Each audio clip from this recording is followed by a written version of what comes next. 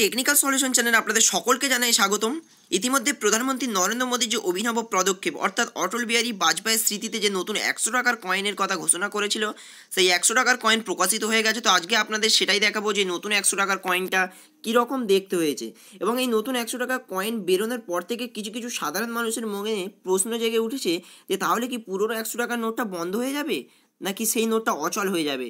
তো আমরা বিস্তারিত সেটাই আলোচনা করবো। আর আলোচনা শুরু করার পূর্বে প্রতিবারের মতোই করবো একটি রিকোয়েস্ট, আপনি যদি আমার চ্যানেলে এই প্রথমবার ভিজিট করে থাকেন তাহলে চ্যানেল কিংবা ভিডিও নিচে দেখুন একটি রেড কালার সাবস্ক্রাইব বাটন আছে, ওটাকে জলদি করে সাবস্ক্রাইব করে ফেলুন। সাথে সাথে দেখবেন পাশে একটি বেল আইকন আসবে, সেটিকেও প্রেস করুন যাতে এই চ্যানেলের মাধ্যমে যখনই আমি এই ধরনের কোনো লেটেস্ট ট্রেনিং হেল্পফুল ভিডিও নিয়ে আলোচনা করবো তার সর্বপ্রথম নোটিফিকেশনটা আপনার কাছে পৌঁছে যাবে। তো চলুন শুরু করা যাক।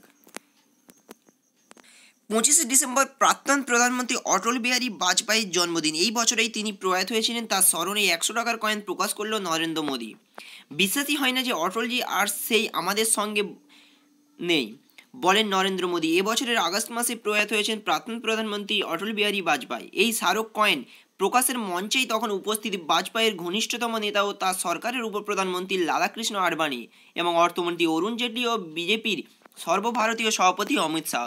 তো চলুন আমরা দেখে নেব এই 100 টাকার কয়েন সম্পর্কে। এই 100 টাকার কয়েনটা আসলে কি বলতে চাই, যে 100 টাকার কয়েনের মধ্যে আছেটা কি।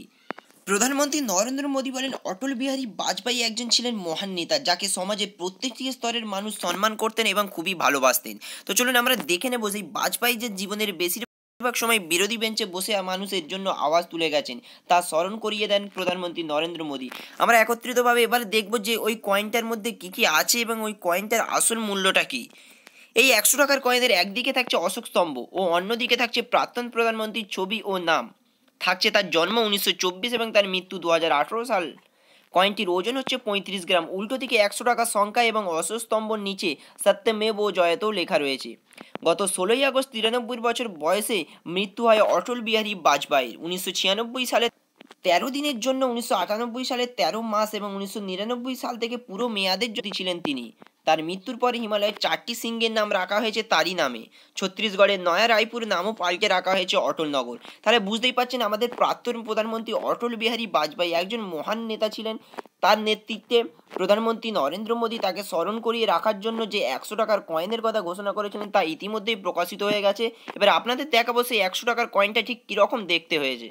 তো দেখতে পাচ্ছেন এটাই হচ্ছে সেই 100 টাকার কয়েন, যার একদিকে রয়েছে ভারত এবং ইন্ডিয়া এবং তলায় লেখা রয়েছে 100 রুপিস এবং সত্যমেব জয়তে এবং অশোক চিহ্ন, এবং অপর দিকে রয়েছে অটল বিহারী বাজপেয়ীর নাম এবং তার ছবির প্রতিক্রিয়া। তাহলে দেখতে পাচ্ছেন এই নতুন 100 টাকার কয়েনটা বাজারে আসতে আরও কতদিন সময় লাগে সেটাই আছে দেখার। তাহলে এই নতুন কয়েনটা সম্পর্কে আপনাদের মতামত কি? অটল বিহারী বাজপেয়ীর স্মৃতিতে যে তাকে স্মরণ করিয়ে রাখার জন্য প্রধানমন্ত্রী নরেন্দ্র মোদীর যে অভিনব সিদ্ধান্ত, এই সিদ্ধান্তটা আপনাদের কেমন লাগলো অবশ্যই কমেন্ট বক্সে কমেন্ট করে জানাবেন। তো আজকের আপডেট ছিল এতটুকুই। আমাদের উদ্দেশ্য কেবলমাত্র আপনাদের কাছে আপডেটগুলো পৌঁছে দেয়। নতুন এই 100 টাকার কয়েনটা আপনাদের কেমন লাগলো অবশ্যই জানাতে ভুলবেন না, এবং আমাদের সঙ্গে জুড়ে এরকম লেটেস্ট আপডেট পেতে চ্যানেলটিকে অবশ্যই সাবস্ক্রাইব করবেন। Thank you friends, thank you for watching.